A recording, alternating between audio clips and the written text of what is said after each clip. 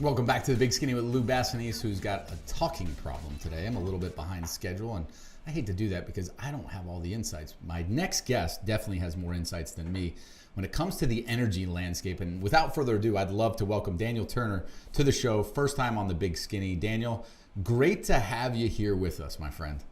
Thank you. It's awesome to be here. I appreciate the opportunity. Yeah, now listen, I want to cut right to the chase. I'm always a personal first guy, right? So how in the world did you get connected to the energy industry and the cause fighting for workers in the energy industry? Because your organization, PowerTheFuture, comes at it from that unique angle. Yeah, thank you. No, I started the organization 7 years ago for the sole purpose of fighting for American energy workers.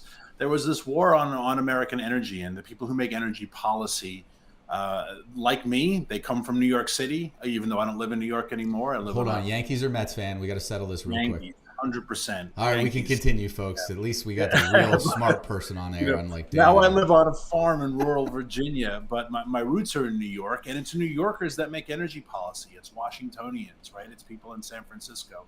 But our energy workers are found in rural America, and so energy work has never had a seat at the table.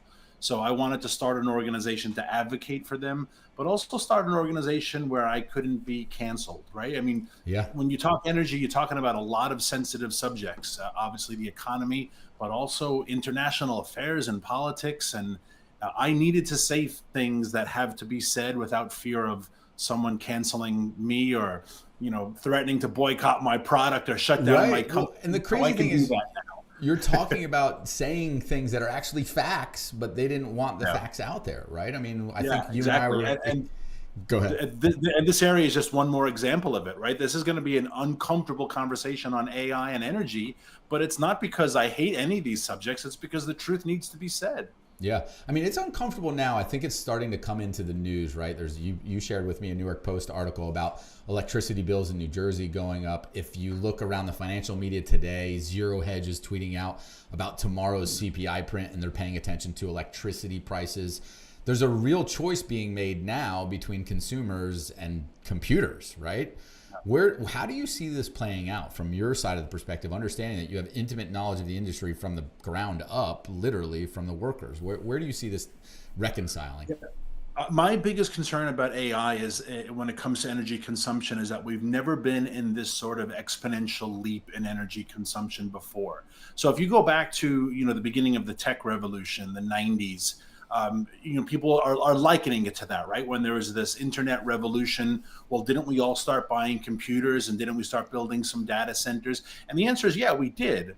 But also in the 90s, we started this massive offshoring, right? We started outsourcing jobs. We started closing down all of our factories in the Rust Belt. And that's another conversation to have. But our energy consumption as the nation kind of stayed pretty much equal, right? As Yeah. we were shutting down a steel plant in Pittsburgh, we were building a data center in Pittsburgh, and it was kind of a wash. But what we're doing now is we are using energy so much more, and we need so much more of it, but we are not producing. And supply and demand laws dictate, right? Prices are just going to continue to go up exponentially until we start producing more. Yeah, and look, this is the thing that I love about this conversation is it's not argument. It's simple economics at work, right? You said it. It's supply and demand. It's not that Lou and Daniel have an opinion that energy and fossil fuels should be used to provide that energy.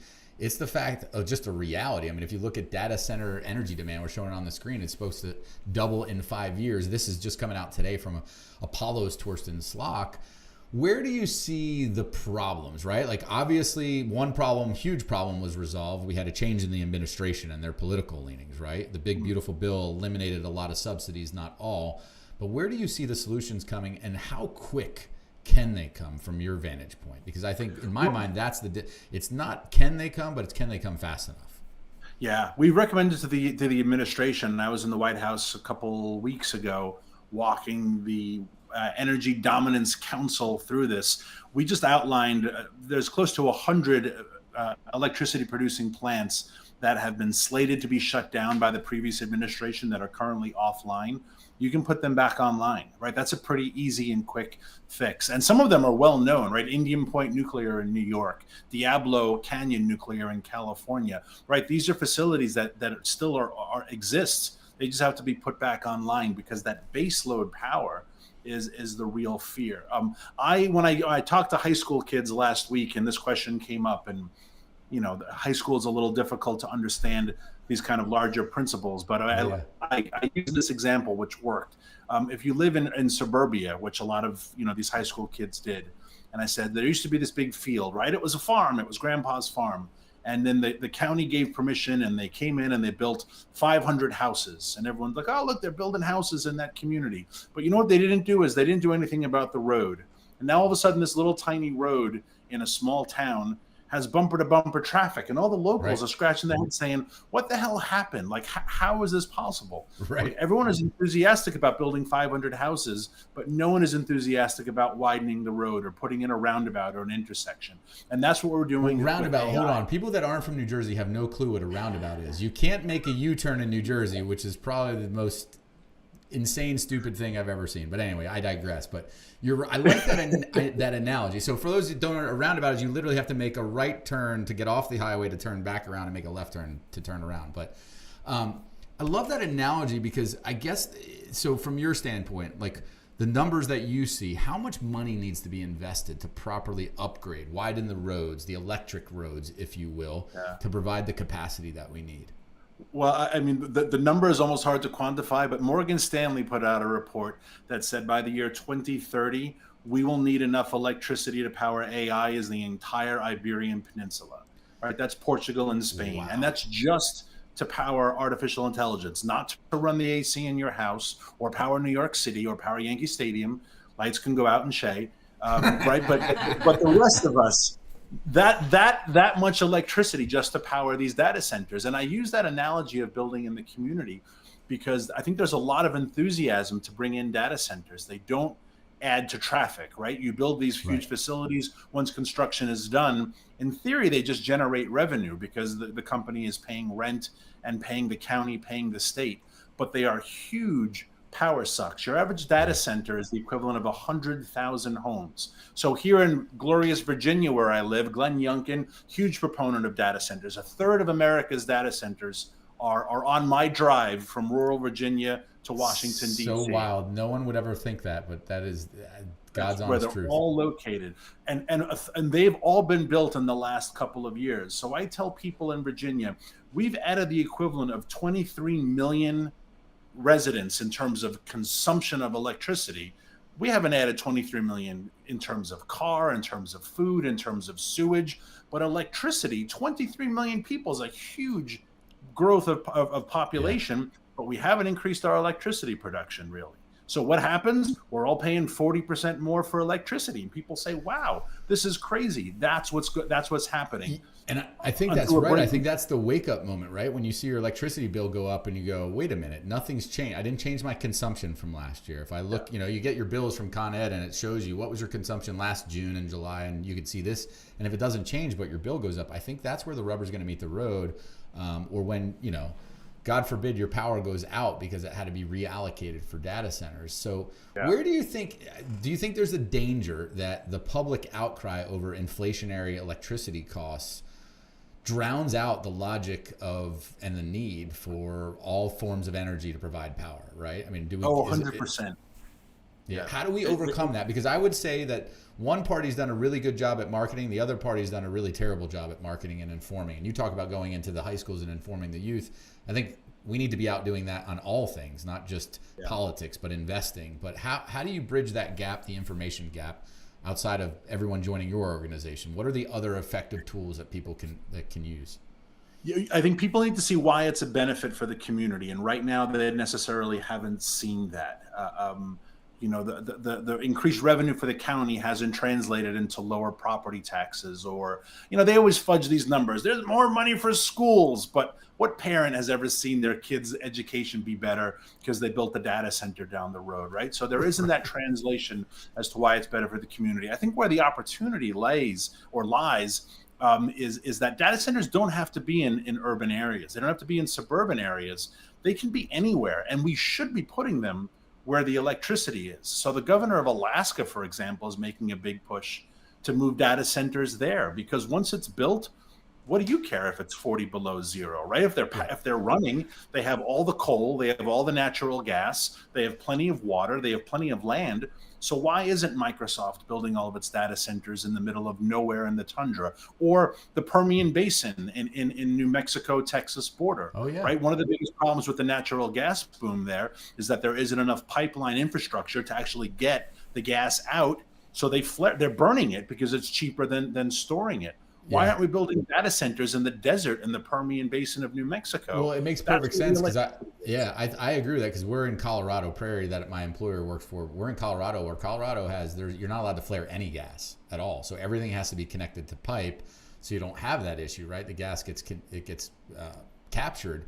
But you're right, in the Permian, and this answers an environmentalist's biggest cry, right? You're polluting the air by flaring natural gas. Okay, well then let us use that clean energy to power a data center and co-locate it. There's nothing else really in Midland, Texas, apparently, from what I've been told. So. I mean, this is where there is tremendous opportunity in the data center world, and in terms of AI. I look at AI and I think of that quote from Paul Krugman, which I know he wishes he could walk back. But that famous quote where he talked about the internet, and he said it's really not going to have any impact on the economy. And it's easy to laugh at him for multiple reasons, right? I don't think anyone would make that quote now about AI, but anyone who says oh, I know what AI is going to do is kidding themselves. Because we had no idea when the internet came out and we all saw it as kids. We had no idea what the internet was going to do. Yeah, listen, I'll give you a recent example. I saw it today right before we came online. Grok 4, the latest version of AI out of XAI, and X actually got itself suspended on X, its own account, and then it got downgraded. So it's just, AI doesn't even know what it's going to do. But I think you're right that we can't, it's impossible for us to put it into tangible terms, how much electricity it's going to require, the tasks that it's going to complete that are necessary to everyday life. I think you tried to help inform people on that, and you correct me if I'm wrong, but you've got a free report at your website that I want to make sure people check out. We're going to put a QR code on the screen for you to download. It's called Rocket Fuel for America's AI Moonshot 2025. Give us a teaser. What's in this report that's really important for people to understand? Thank you. We can send you hard copies too if people want it. But I brought it to almost every member of Capitol Hill. I brought it all throughout the White House, and we are trying to get our elected officials to take this seriously. And we likened it to the moonshot because we go back to this period of American history when everyone was pulling together, right? That people told that famous story that when JFK walked through Houston and asked people what they didn't say, I'm a janitor, or they were like, I'm putting a man on the moon, right? Everyone had this idea that we were working together and everything was on the table, all options, all scenarios. And that's what we're kind of calling for with AI when it comes to electricity, because if we forego this opportunity, other countries want it. And if China dominates the AI race, that's bad for the world, just flat out, right? And even other countries that aren't as hostile as China, I just don't want them dominating AI. I don't want the Saudis dominating AI. I don't want, I can list a whole host of countries. I want America to dominate this world the way we've dominated the space race, the way we've dominated the internet revolution as well. So we put out this study that just lists all the challenges, how much electricity we need to produce, where we're going as a country. We offer a lot of solutions, but we did it in terms that your average Capitol Hill staffer can understand, right? I mean, we need our policymakers to read this and understand it and synthesize it and turn it into policy prescriptions. And that's where we're kind of hitting some challenges.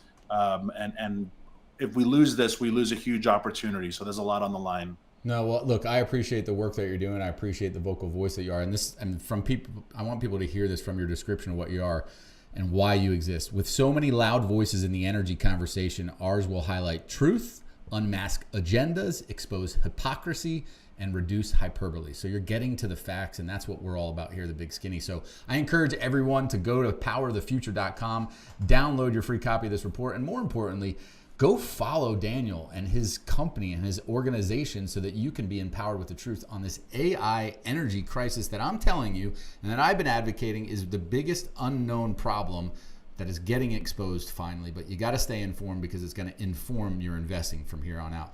Daniel, I'd love to have you back as this situation unfolds, but thank you again for your time. Anytime. Thanks, Lou. Great to be with you. You too. Go Yanks. Yes. Take care.